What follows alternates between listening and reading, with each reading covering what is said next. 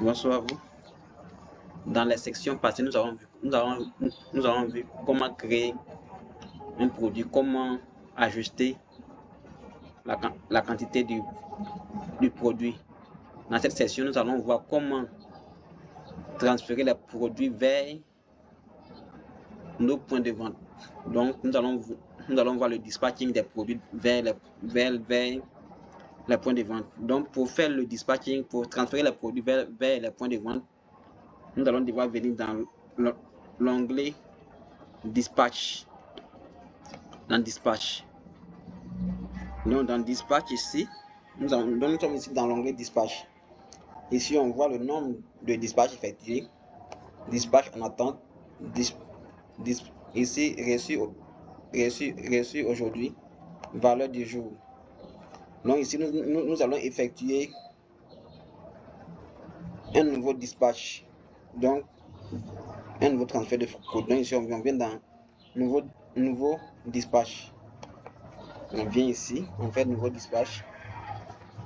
À ce niveau, on voit ici l'espace de vente destiné. Donc, dans quel espace souhaiterons-nous transférer nos produits? Donc, on choisit l'espace. Donc, c'est notre petit marché. Oui, petit marché de Babi est là, oui. La date du dispatch, c'est comme si c'est la date actuelle. On peut aussi modifier. On peut définir une note, mais cette information est optionnelle. Maintenant, le plus important, c'est à ce niveau, produit à dispatcher, à ce niveau. Donc ici, on voit produit, quantité et montant total. Numéro du lot, date d'opération qui est optionnel et le numéro aussi est optionnel. Donc les informations obligatoires sur ces produits à dispatcher et la quantité. Donc ici, on choisit le produit à dispatcher. Donc ici, on choisit le produit. Donc pour l'heure, nous avons 10 000 ordinateurs en stock, soit 200 cartons, comme nous l'avons défini. On définit ici la quantité. Donc ici, définit ici la quantité en carton. Donc on va envoyer 10 cartons.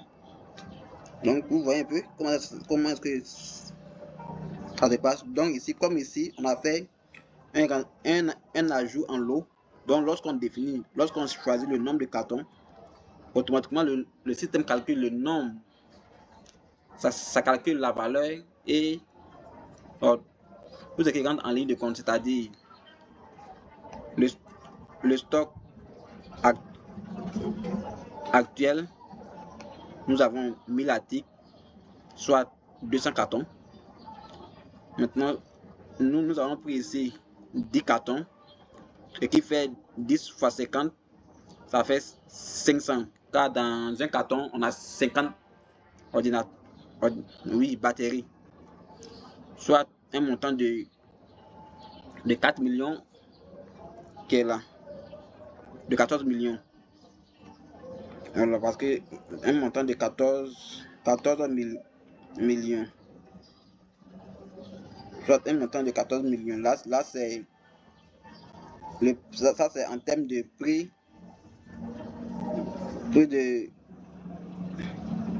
d'achat.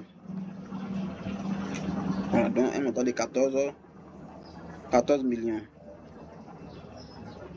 À ce niveau aussi, on va définir ici une date d'opération qui est optionnelle.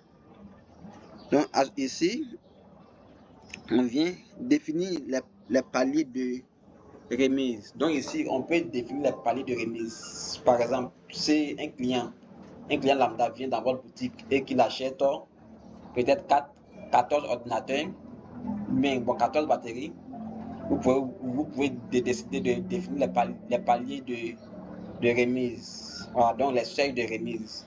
Donc ici, on définit les paliers de remise.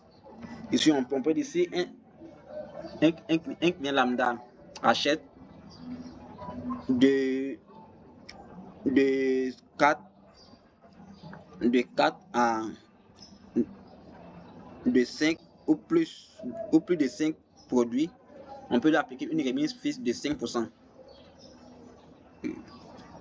Remise fixe de 5%.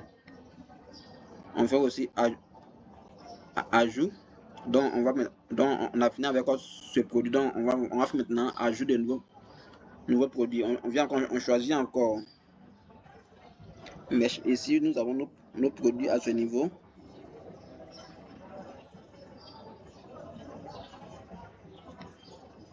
Donc ici nous avons ici ordinateur Dell. Ordinateur Dell, nous avons ici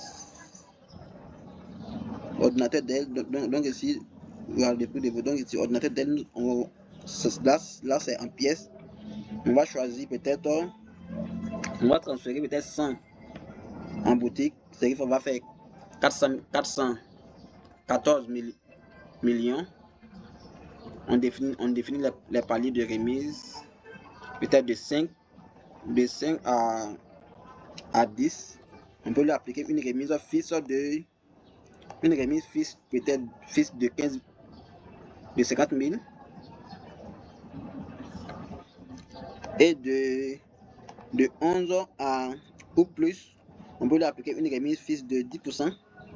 Non, on peut lui appliquer une remise de 10%. Et quand on finit ça, si on veut, on ajoute encore d'autres produits. Donc ici, il y a donc ordinateur PC. Donc ici, nous avons, donc ici, on va envoyer 10 en, non ici, on va envoyer 10 pièces. 10 pièces pour une, on peut aussi appliquer on peut appliquer des remises à partir de 3. On peut lui appliquer, donc à partir de 3, on peut lui appliquer une remise de 2%. Et quand on finit, ou bien maintenant, on ajoute encore un autre produit, Mesh PC Gamer. PC Gamer. Donc ici, on peut aussi définir aussi. Nous avons 50, on peut envoyer 10. Ça, on ne définit pas de remise. Si on veut, on ne définit pas de remise pour ça. Donc, et on fait, on soumet.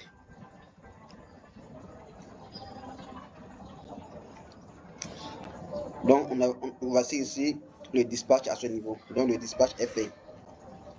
Donc, le dispatch est effectué à ce niveau. Le dispatch est effectué à ce niveau. Donc, le dispatch est effectué à ce niveau. Donc, ici, on valide le dispatch. Donc, une fois qu'on valide, on ne pourra plus modifier ni modifier. Donc, pour l'heure, on peut la modifier. Pour l'heure, on peut la modifier. Mais une fois validé, ça sera impossible de modifier.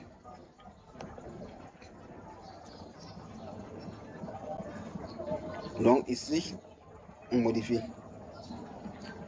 Donc ici maintenant, puisque ici, cet utilisateur est connecté en tant qu'administrateur, donc lui, il a droit à toutes les fonctionnalités. Donc lui, il peut réceptionner. Maintenant, si le gérant qui est dans l'espace, le point de vente, quand il se connecte en tant que caissière, il va réceptionner le produit et faire des actions qu'il lui faut. Voilà, donc on a fini de faire le dispatch.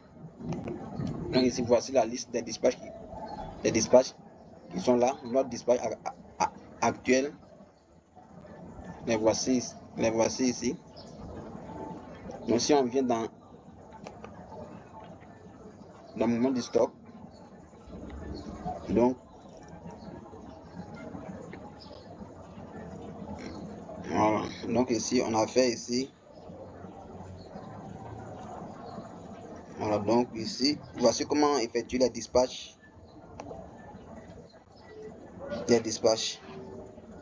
Voilà. Donc, dans le prochain chapitre, nous allons